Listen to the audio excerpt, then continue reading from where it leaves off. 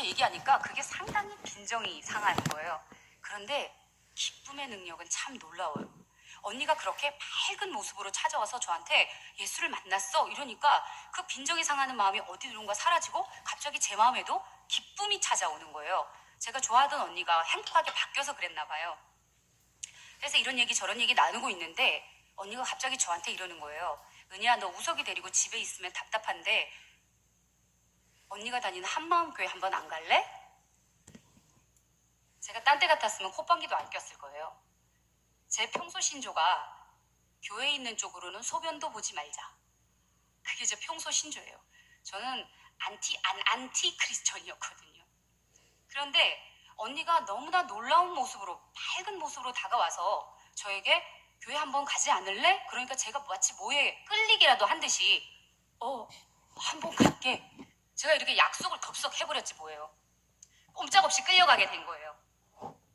드디어 이제 언니와 약속한 날이 돼서 언니가 차를 우리 집 앞에 딱 세웠어요. 도살장에 끌려가는 소마냥 이제 또 다시 애를 들쳐업고 언니 차를 타고 한마음교회라는 데를 가기 시작했어요. 저는 그런데 또 여기서도 또 깜짝 놀랐어요. 아니 무슨 교회가 가도 나오지를 않는 거예요. 보통 교회라 그러면 저희 집 주변에도 교회가 많이 있는데 이 한마음교회는 얼마나 멀리 있는지 나중에 알고 보니까 춘천에 이 끝과 저 끝이 있다면 우리 집 이 끝이면 한마음교회는 저 끝이었던 거예요. 그러니까 아무리 가도 나오질 않더라고요. 그래서 어쨌든 간에 그렇게 언니 차를 타고 한참을 가는데 그것도 길가에 있는 게 아니고 막 이렇게 시골길 같은 데로 막 들어가요. 보통 그 정도 분위기면 이단? 이런 느낌이 들잖아요. 그래서 그게 좀 불안하더라고요. 막 가는데 풀이 무성한데 광야 같은데 창고가 하나 딱 나타나더라고요. 아니나 다를까 언니 차가 그리로 쑥 들어가는 거예요. 나중에 알고 보니까 그 한마음교회가 기존에 있던 우사를 개조한 그런 교회였던 거예요. 그러니까 우사니까 제가 보기에 딱 맞았죠. 창고였던 거예요. 그래서 제가 딱 이제 들어가면서 이런 생각이 딱 들었어요. 나한테 전도를 하겠다고? 나는 절대 하나님 같은 건 믿지 않아. 왜? 하나님 같은 건 없으니까. 나한테 무슨 말을 떠들어봐라. 내가 믿나. 그런 생각을 딱 하고 마음에 갑옷을 딱 입고 이제 언니 차에서 내렸어요. 그래서 애를 내려놓고 이제 이렇게 두리번거리고 있는데 거기 보니까 또 그 허름한 교회에 어울리지 않게 울창한 등나무 덩굴이 있더라고요. 그 등나무 덩굴 밑에 그 간이 테이블하고 의자가 있는데 거기에서 이제 딱 털썩 앉았어요. 아니나 다를까. 그러면 꼭 한 분 나타나는 분이 있잖아요. 어디선가 짜짜라짜 이렇게 수상쩍은 포스의 여인 한 분이 성경책 한 권을 딱 끼고 제 쪽으로 다가오는 거예요. 싹 웃으면서.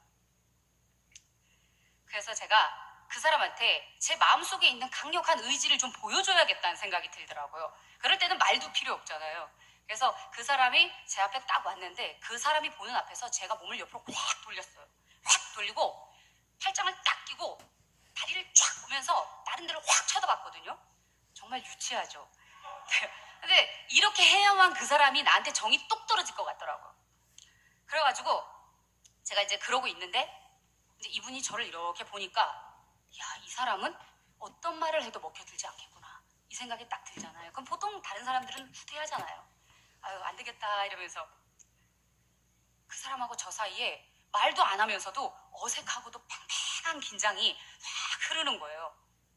근데 이 사람이 절대로 뒤로 물러서지 않더라고요. 한참을 그렇게 지났는데 이분이 저한테 한마디 툭 던지는 거예요. 저 이거 아세요? 성경이 역사인 거? 저는 그 얘기를 듣는 순간 하늘에서 망치가 내려와서 제 머리를 때리는 충격을 받았습니다. 성경이 역사라고? 성경은 신화 아닌가? 저는 머리털 나고 처음으로 성경이 역사라는 말을 들었던 거예요. 저처럼 대학을 졸업했는데도 성경이 역사란 말을 처음 듣는 사람이 있답니다. 그러니까 여러분들도 성경이 역사란 말 꼭 해주세요. 성경이 역사라는 말이 너무나 큰 충격파가 돼서 제 머리를 때리기 시작하는 거예요. 어린 시절에 왜 이렇게 교회에서 오라고 하잖아요. 맛있는 거 준다고.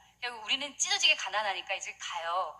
가면은 먹을 거 이렇게 주니까 제가 뭐 신앙심이 있어서가 아니라 예수님 얘기하면은 아멘 하라 그러면 아멘 이러고 또 예수님 찬송하라 그러면 막 찬송하고 막 따라 하잖아요. 그런데 저는 어느 순간부터는 머리가 굵어지면서부터는 절대로 교회를 가지 않았어요. 왜? 하나님 같은 건 없고 성경은 다 사람들이 꾸며낸 거니까. 믿을 필요가 없으니까. 시간 낭비니까. 저는 그런 생각으로 절대로 교회를 가지 않았던 거거든요. 그런데 그리고 제가 그 사람이 역사라고 하는 말에 더 이렇게 제가 민감하게 반응하는 이유가 있어요. 제가 국어과를 전공했다고 했잖아요. 그리고 실전에서 아이들에게 중학교 국어를 가르친 국어 선생님이었어요. 근데 중학교 국어 단원에 보면 신화와 역사에 대해서 나오거든요. 그래서 제가 아이들한테 핏대를 세우면서 그걸 막 열심히 가르치고 막 시험 문제를 내고 그랬던 사람이었기 때문에 신화와 역사의 차이점을 그 누구보다도 잘 알고 있었던 사람이 저였거든요. 저는 이때까지 단 한 번도 성경에 있는 이야기가 실제로 내가 살아있는 것처럼 혹은 세종대왕이 살아있었던 것처럼 그렇게 실제로 있었던 일이라고 한 번도 생각해 본 적이 없는데 나는 꾸며진 이야기라고 생각했던 그것을 이 사람이 역사입니다라고 말했을 때 그게 저한테는 제대로 꽂힌 한마디가 된 거예요. 성령의 강권적인 역사였습니다.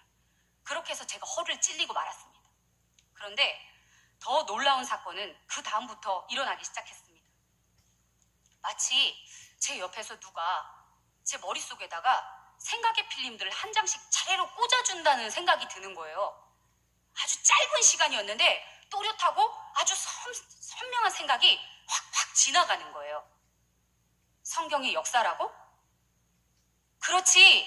예수가 4대 성인 중에 한 사람이니까 예수의 생애를 기록한 성경은 역사가 맞지. 그러면 어렸을 때 들었던 예수가 십자가에 죽었다는 것도 부활했다는 것도 다 역사적 사건이네? 예수님이 정말 부활했잖아. 그러면 하나님도 살아있고 천국하고 지옥도 있다는 건데? 제가 이렇게 길게 말했지만 정말 짧은 시간 안에 이 생각들이 차례로 촥촥촥촥 지나가는데 정말 완전히 그 순간 제가 무장해제를 당하고 말았습니다.